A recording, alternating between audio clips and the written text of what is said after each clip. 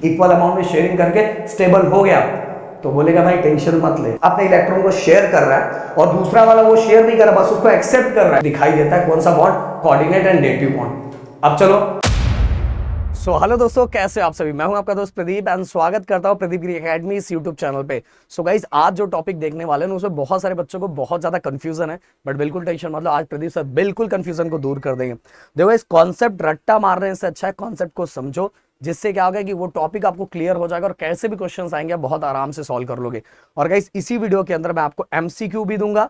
उस एमसीक्यू का आंसर आप सभी को कमेंट बॉक्स में लिखना है, जिससे मुझे पता चलेगा कि आप कंटिन्यू स्टडी कर रहे हो कि नहीं और इसके लिए एक्साइटेड हो कि नहीं। गाइस, और नए हो तो प्लीज चैनल को सब्सक्राइब जरूर करना, आपके लिए तो फ्री है, बट हम जैसे टीचर्स को बहुत ज्यादा आपका एक सब्सक्राइब करना बहुत ज्यादा मोटिवेट करता है आप लोगों के लिए काम करने के लिए। तो गाइस, सब्सक्राइब करके जरूर जाना। एंड इस वीडियो का टारगेट लाइक मैं 1000 रखता हूँ गाइस, मुझे लगता है प्रदीप सर के लिए तो जरूर पूरा कर दोगे। तो guys, coordinate and dative bond और इसके बाद मेटालिक बॉन्ड, ये दो टाइप आज हम देखने वाले हैं और मैं बहुत अच्छी तरीके से आपको समझाने वाला। कोऑर्डिनेट एंड डेटिव बॉन्ड समझने से पहले मैं आप सभी को एक बार याद दिलाना चाहता हूं, अगर आपको याद नहीं होगा। आपको इसके पहले मैंने कोवेलेंट बॉन्ड सिखाया था और ये उसका स्पेशल टाइप है। कोवेलेंट बॉन्ड में चलो मैं एक एग्जांपल ले लेता हूं कार्बन का।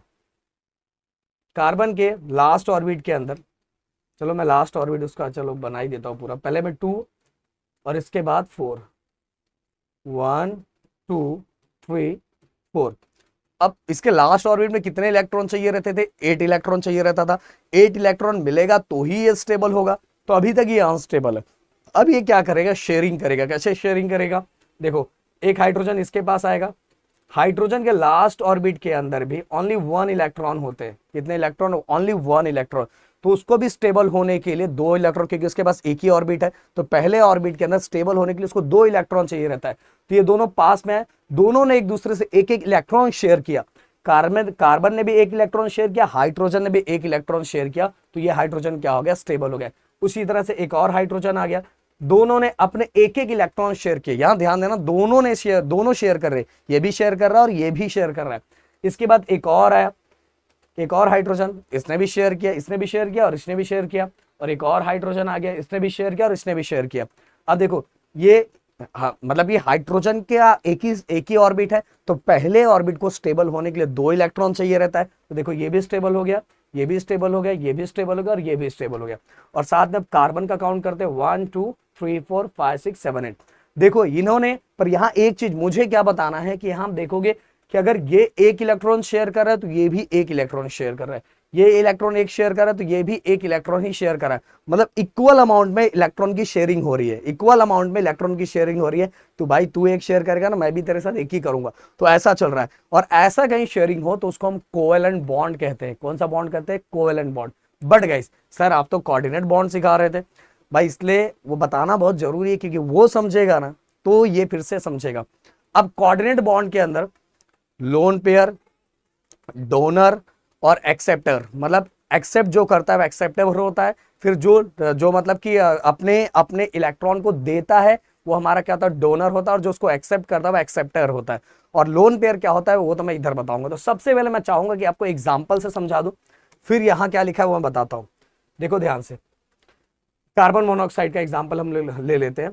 कार्बन, अब डॉट स्ट्रक्चर में बना देता हूं।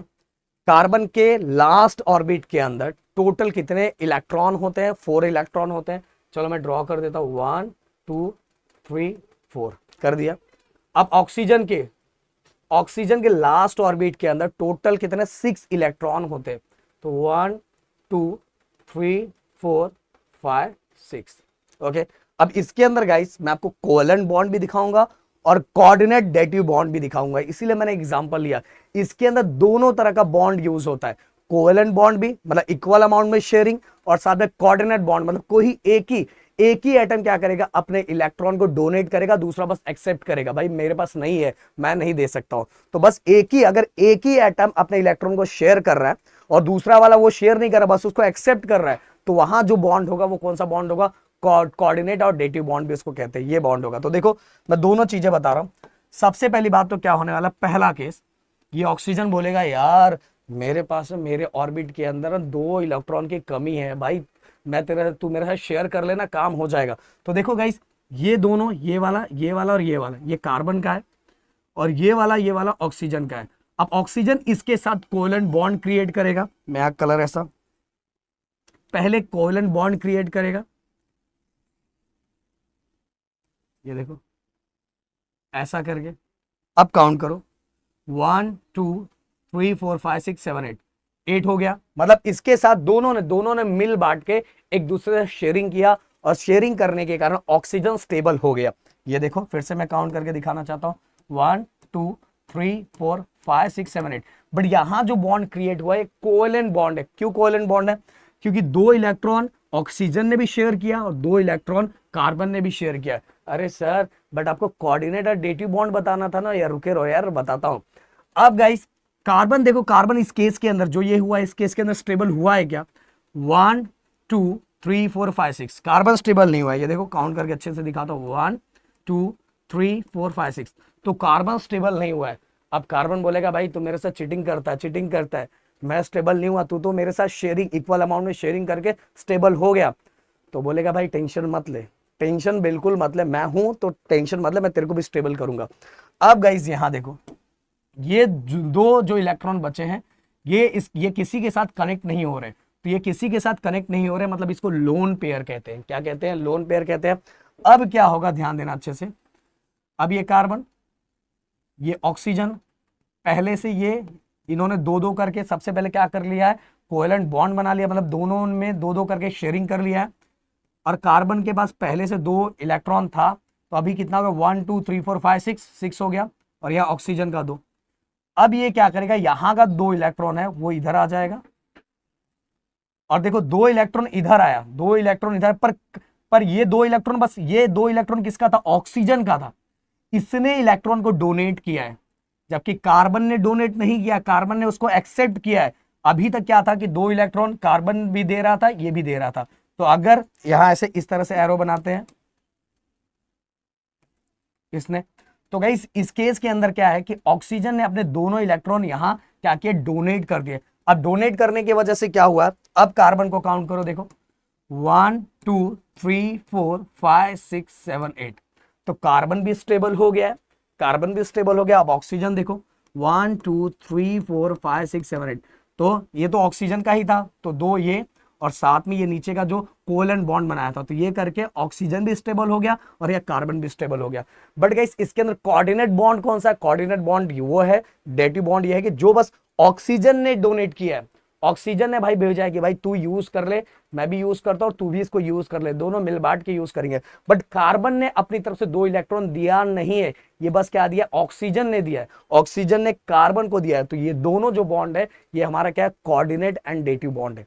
तो इसमें हमें यह समझ में आया कि ऐसा बॉन्ड जिसके अंदर कोई एक ही एटम क्या करेगा, इलेक्ट्रॉन को डोनेट करेगा एंड दूसरा क्या करेगा, एक्सेप्ट करेगा, और ऐसे बॉन्ड को हम क्या बोलते हैं, कोऑर्डिनेट एंड डेटिव बॉन्ड बोलते हैं। एकदम बहुत अच्छी तरीके से मैंने आपको समझाया। तो इसके अंदर देखो ये दोनों जो था ये कोवेलेंट बॉन्ड है, और ये जो बॉन्ड आपको दिखाई दे रहा है इसने इसको दिया, इस तरह से एरो करके भी दिखाते हैं, तो ये दोनों हमारा कोऑर्डिनेट एंड डेटिव बॉन्ड कहते हैं। तो मेरे ख्याल सब चीजें समझ में आ गई होगी।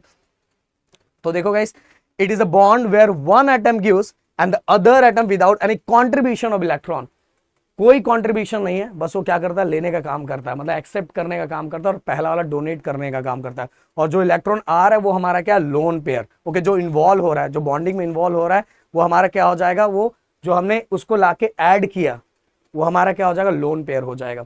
अब इसके बाद गाइस कुछ प्रॉपर्टीज है। देखो ये जो बॉन्ड, जिस तरह से बॉन्ड बनता है, ये बॉन्ड बहुत स्ट्रांग होता है। इसके अंदर एक्स्ट्रा लोन पेयर होते हैं, मैंने बताया ये एक्स्ट्रा लोन पेयर था जो मैंने आपको डायग्राम बता के रहा है, ये दोनों एक्स्ट्रा लोन पेयर है। ये अभी तक देखो बॉन्ड में पार्टिसिपेट नहीं किए थे, बॉन्ड में पार्टिसिपेट नहीं किया था, बाद में इन्होंने आके इसको दिया और इसने इसको एक्सेप्ट किया और इसने इसको डोनेट किया। तो यही हमारा हमारा कोऑर्डिनेट और डेटिव बॉन्ड है। ओके, इसके बाद गाइस देखो लॉन्ग पेयर रिक्वायरमेंट, मैंने बताया कि इसके अंदर एक्स्ट्रा लोन पेयर होते हैं, और एक्स्ट्रा लोन पेयर होने की वजह से वो क्या करता है, सामने वाला उसको मतलब डोनेट करता है और जो दूसरा वाला जो एटम है उसको एक्सेप्ट करता है। इसके बाद गाइस कॉम्प्लेक्स कंपाउंड, ये जनरली जो कॉम्प्लिकेटेड मॉलिक्यूल्स होते हैं उसमें इस तरह के हमें क्या दिखाई देता है, बॉन्ड दिखाई देता है। कौन सा bond, coordinate and dative bond. अब चलो कुछ ये इसका फटाफट स्क्रीनशॉट ले लो, क्योंकि इसका आंसर आप सभी को कमेंट बॉक्स में मुझे लिख के बताना है। ओके, इसका सो गाइस अब चलते हैं मेटालिक बॉन्ड। मेटालिक बॉन्ड को लेके बहुत सारे बच्चे कंफ्यूज है, बट आज बिल्कुल कंफ्यूजन दूर कर देंगे। इसकी स्टोरी को समझना कि मेटल के अंदर भी बॉन्ड किस तरह से बनता है।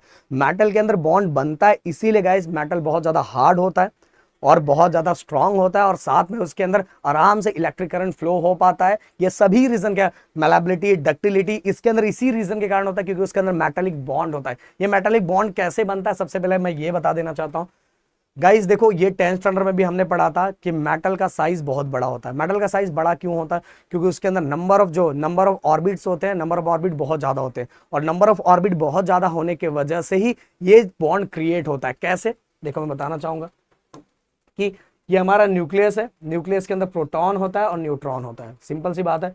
अब नंबर ऑफ ऑर्बिट ज्यादा है, नंबर ऑफ ऑर्बिट ज्यादा मतलब एटम का साइज बहुत ज्यादा होता है।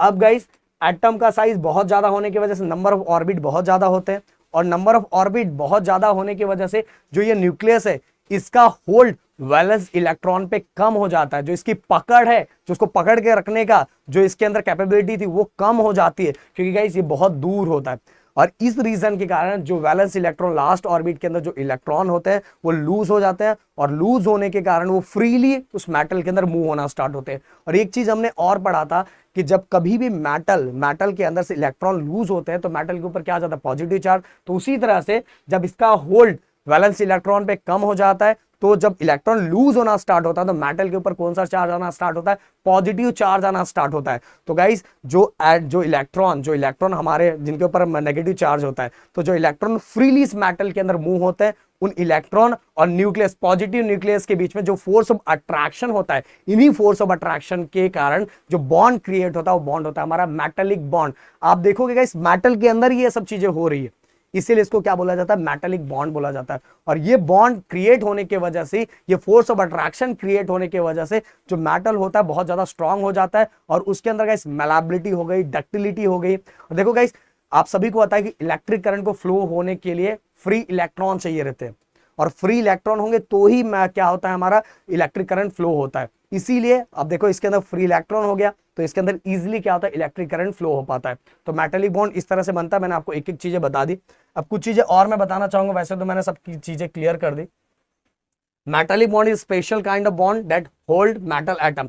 और साथ में गाइस मेटल के अंदर मैंने बोला कि क्या क्या रहता है, मेटल के अंदर मैलेबिलिटी होती है, डक्टिलिटी होती है, it is a good conductor of heat and electricity. अपने में से हीट को भी फ्लो करवा सकता है, इलेक्ट्रिसिटी को भी फ्लो करवा सकता है। उसका रीजन है कि इलेक्ट्रिक करंट को फ्लो करवाने के लिए क्या चाहिए, फ्री इलेक्ट्रॉन, और इसके अंदर तो फ्री इलेक्ट्रॉन होता ही है। क्यों होता है उसका रीजन मैंने बताया कि न्यूक्लियस का होल्ड वो वैलेंस इलेक्ट्रॉन पे कम हो जाता है, जिसके कारण जो इलेक्ट्रॉन हो वो लूज होना स्टार्ट होते हैं और मेटल के अंदर फ्रीली मूव होना स्टार्ट होते हैं। और जो फिर इसके बाद उनका नेगेटिव चार्ज और हमारा पॉजिटिव चार्ज, किसका पॉजिटिव चार्ज, न्यूक्लियस का पॉजिटिव चार्ज, इनके बीच में फोर्स ऑफ अट्रैक्शन के कारण हमारे मेटलिक बॉन्ड क्या होता है, क्रिएट होता है। तो मेरे ख्याल से हर चीजें आपको बहुत अच्छी तरीके से समझ में आया होगा।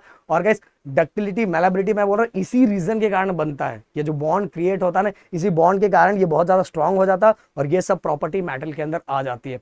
अब गाइस कुछ हमारे जो एमसीक्यूज है, आई थिंक इसके अंदर एमसीक्यूज नहीं दिया, क्या नहीं दिया, ठीक है। मैं नेक्स्ट लेक्चर में इससे रिलेटेड एमसीक्यूज लाऊंगा जो आपको बहुत अच्छी तरीके से बाकी चीजें मतलब आपका प्रैक्टिस भी हो जाएगा। मैं बोलूंगा गाइस प्लीज रिक्वेस्ट है पढ़ते जाओ, बहुत अच्छी तरीके से पढ़ते जाओ, जिससे क्या होगा कि आपका मेरे साथ ही सब चीजें धीरे धीरे खत्म होता जाएगा। तो मिलते हैं नेक्स्ट वीडियो में। Thank you so much guys, जय हिंद दोस्तों।